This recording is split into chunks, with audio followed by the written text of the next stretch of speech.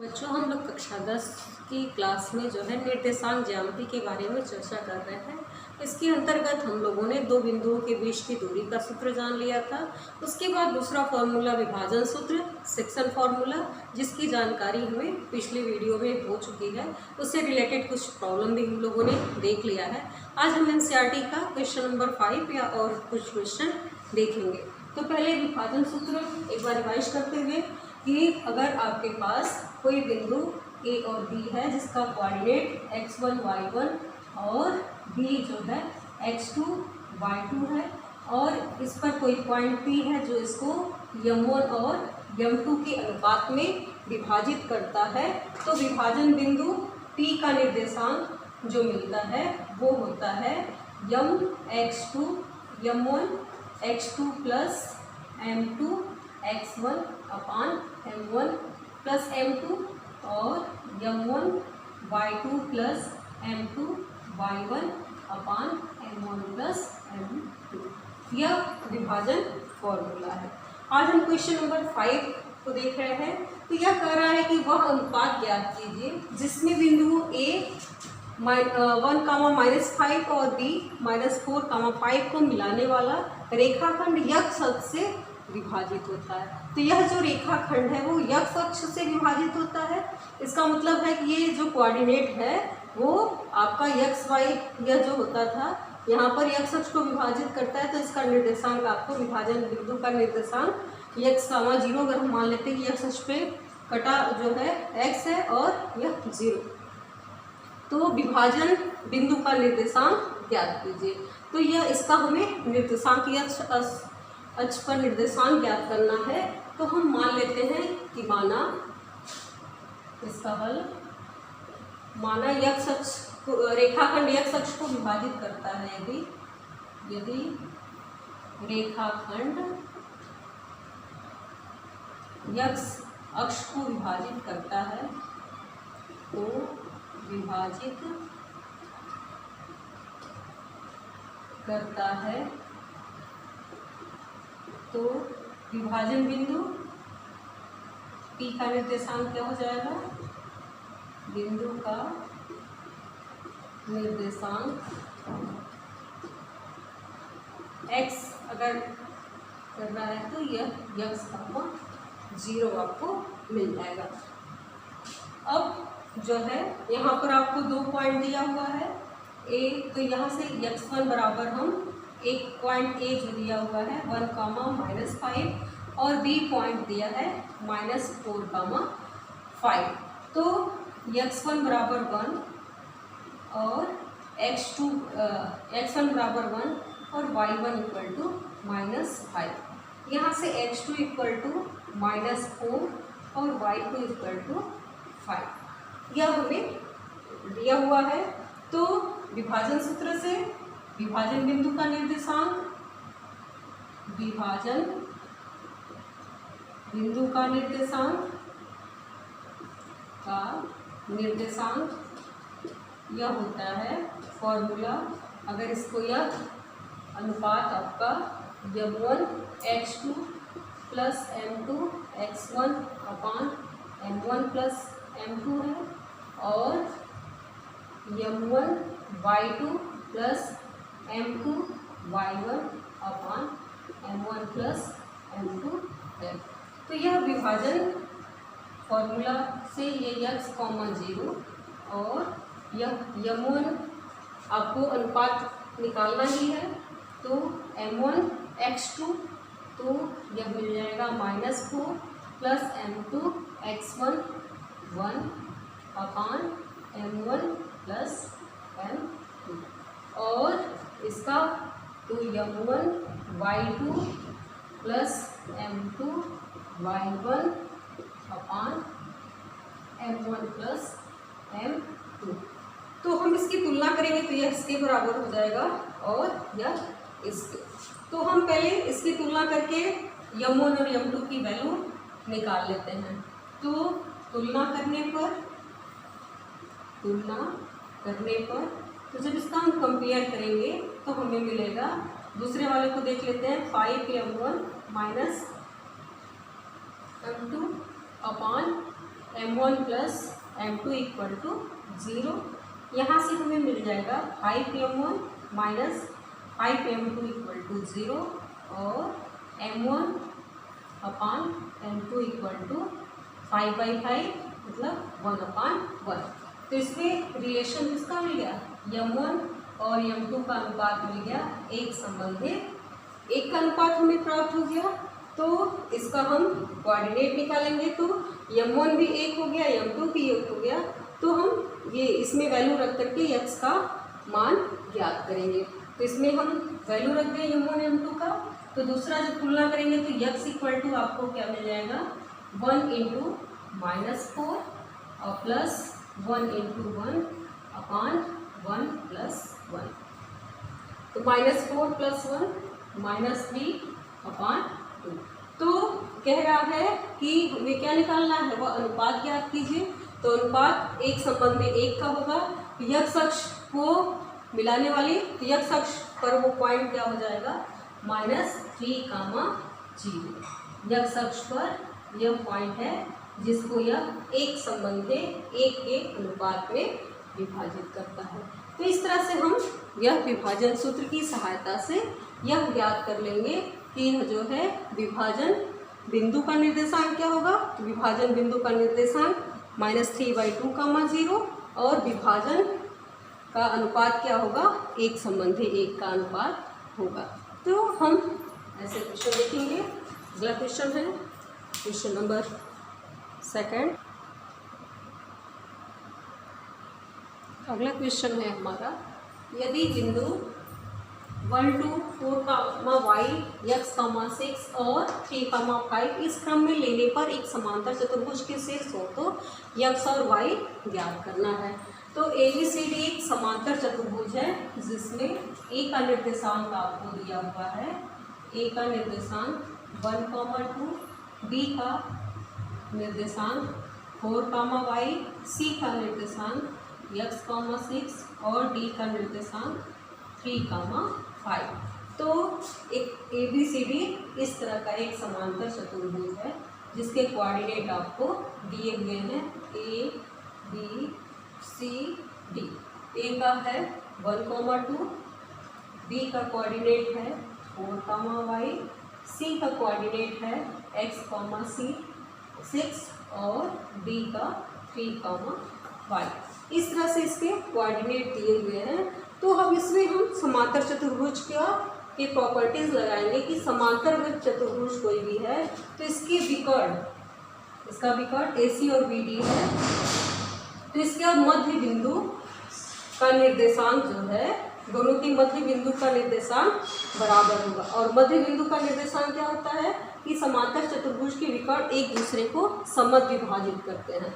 तो समांतर चतुर्भुज है तो यहाँ हम लिख देंगे कि समांतर चतुर्भुज ABCD एक समांतर चतुर्भुज है, एक समांतर चतुर्भुज है। अतः विकर्ण AC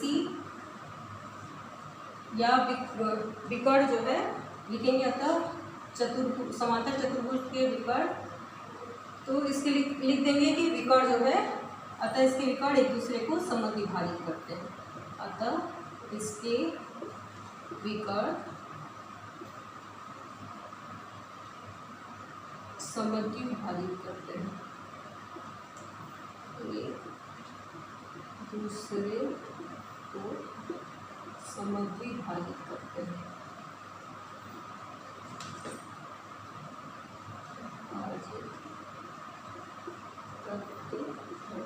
तो इसका पहले मध्य बिंदु का निर्देशांक निकालेंगे। तो विकर्ण AC के मध्य बिंदु का निर्देशांक, मध्य बिंदु का निर्देशांक, तो मध्य बिंदु का निर्देशांक का फॉर्मूला हम लोग जानते हैं। तो यह हो जाएगा x1 + x2/2, 1 + x/2 और दूसरा हो जाएगा 2 + 6/2। तो इस तरह से विकर्ण AC के मध्य बिंदु का निर्देशांक आपको मिल जाएगा 1 + x/2 और 4 यह मिल गया। और विकर्ण BD के मध्य बिंदु का निर्देशांक, बिंदु का निर्देशांक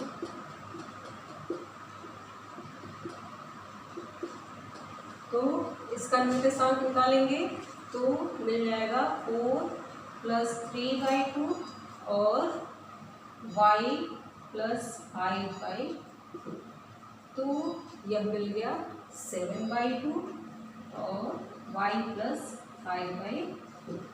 तो चूंकि विकर्ण एक दूसरे को समद्विभाजित विभाजित करते हैं तो यह क्या होगा, इसके विकर्ण का मध्य बिंदु समान होगा। तो तुलना जब कर देंगे हम मध्य बिंदु समान होगा, लिख देंगे विकर्ण AC का मध्य बिंदु, विकर्ण AC का मध्य बिंदु बराबर, दोनों जो है इसके मध्य बिंदु बराबर होंगे विकर्ण BD का मध्य बिंदु का मध्य बिंदु। तो AC का मध्य बिंदु है आपका 1 + x/2 और 4 और इसका है 7/2 और y + 5/2। तो x और y की वैल्यू निकालनी है, इसकी तुलना करेंगे तो 1 + x/2 = 7/2। तो यहाँ से हम यहाँ पर लिख दीजिए तुलना करने पर। तो जब इसका हम कंपेयर करेंगे तो यहाँ से x = 7 - 1 और यह मिल जाएगा 6। और दूसरा कोऑर्डिनेट y + 5/2 = 4 और यह मिल जाएगा y = 8 - 5 और 3। तो x = 6 और y = 3। तो जब x = 6 और y = 3 होगा तो ABCD एक समांतर चतुर्भुज के यह शीर्ष होंगे। और इस तरह से इसको हम विभाजन सूत्र का प्रयोग करके क्वेश्चन सॉल्व कर लेंगे। नेक्स्ट क्वेश्चन, अगला क्वेश्चन है NCERT का, एक छोटा क्वेश्चन है। इसमें आपको कह रहा है कि AB क्या है, एक वृत्त का व्यास है। तो वृत्त का आपको व्यास दिया हुआ है AB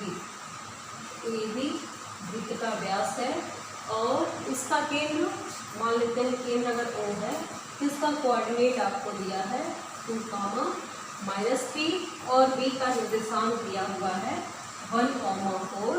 तो A का कोऑर्डिनेट हमें ज्ञात करना है। तो हम मान लेते हैं कि व्यास के बिंदु A का निर्देशांक, इसके हल में लिख लेते हैं कि माना बिंदु A का निर्देशांक x, y,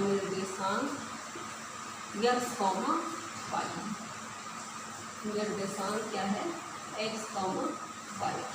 तो यह हम जानते हैं कि केंद्र है और यह जो है वृत्त के AB वृत्त का व्यास है। तो वृत्त का व्यास इसका मध्य बिंदु होगा, यह त्रिज्या इसकी बराबर होगी। तो मध्य बिंदु से क्या होगा, इसका रेशियो 1:1 का हो जाएगा। तो मध्य बिंदु का निर्देशांक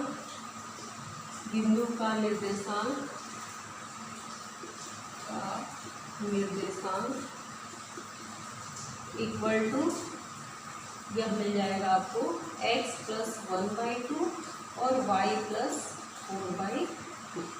यह मिल जाएगा मध्य बिंदु का निर्देशांक, तो x1 + x2/2 और y1 + y2/2। तो मध्य बिंदु का निर्देशांक में दिया हुआ है 2, -3। This is equal to x + 1/2 और y + 4/2। अब तुलना कर देंगे कंपेयर करने पर, तो तुलना करने पर हमें प्राप्त हो जाएगा x + 1/2 = 2 और यहाँ से x + 1 = 4 और x = 3 और -3 = y + 4/2, या तो ऐसे कर लीजिए y + 4 क्वेश्चन जैसा हो जाएगा 4/2 इक्वल टू -3, तो y + 4 इक्वल टू -6 और y इक्वल टू -6 - 4 और यह हो जाएगा -10। तो बिंदु A का निर्देशांक हमें प्राप्त हो गया। बिंदु A का निर्देशांक आपका हो गया 3, -10।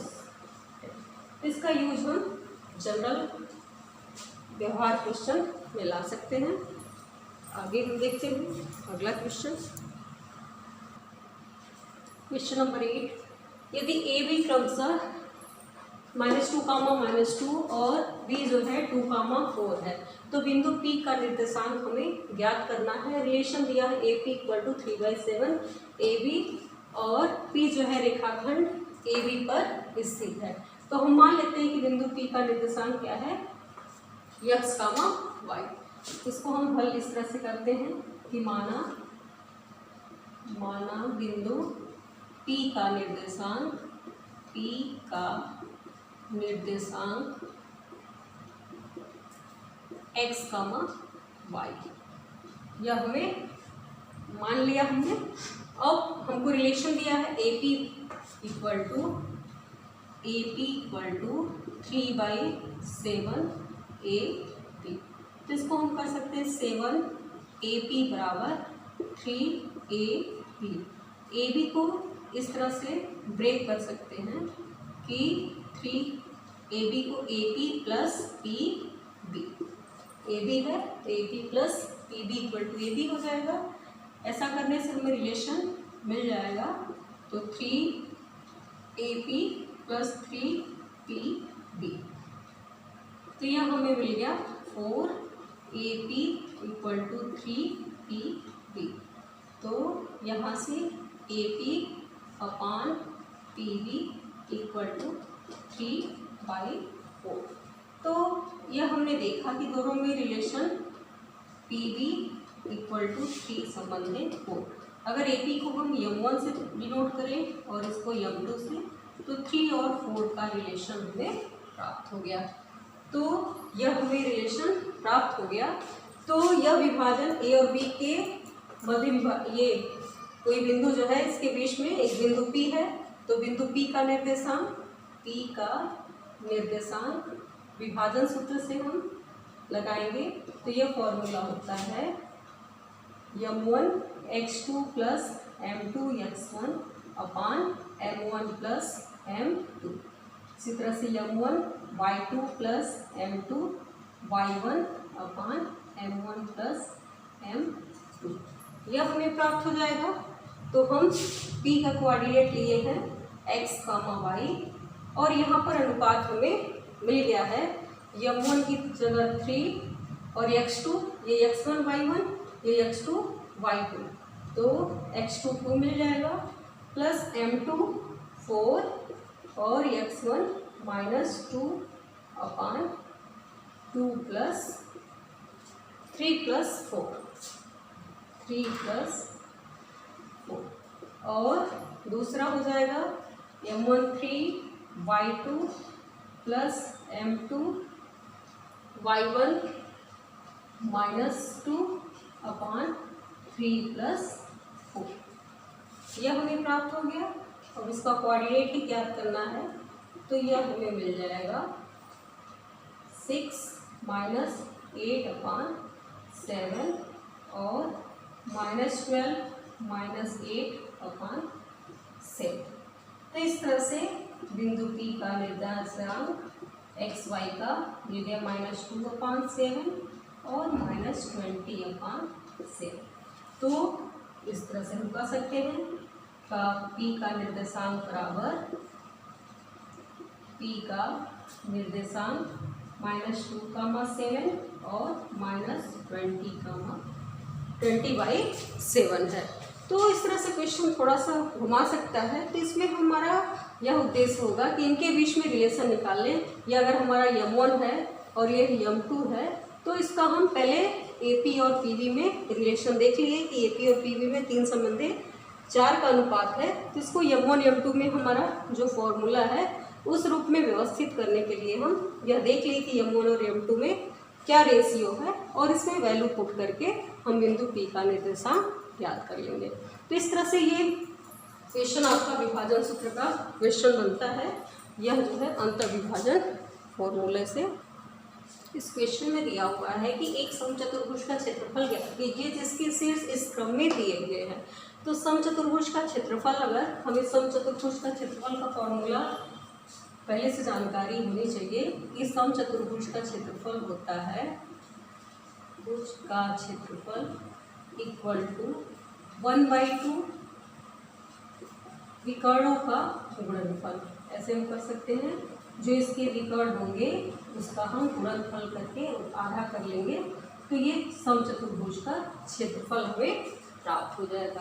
तो विकर्ण अगर ABCD आपका समचतुर्भुज है इस तरह से